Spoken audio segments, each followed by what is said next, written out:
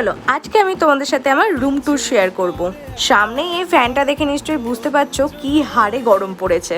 আর আমার রুমটা যেহেতু ওপরে, ফ্যান না চালিয়ে 2 মিনিট থাকা যাবে, কিন্তু ফ্যান চালিয়ে আর 2 মিনিট থাকা যাচ্ছে না, কারণ ওপর থেকে মনে হচ্ছে যে পুরো আগুন নামছে। হ্যাঁ এসি আছে, তবে এসি চালিয়ে তো তুমি কোনো কিছু পরিষ্কার করতে পারবে না, মানে ধুলোবালি। তো এই রুমটা যখন আমাকে গরমে পরিষ্কার করতে হয়, বিশ্বাস করো আমার নাজেহাল অবস্থা হয়ে যায়।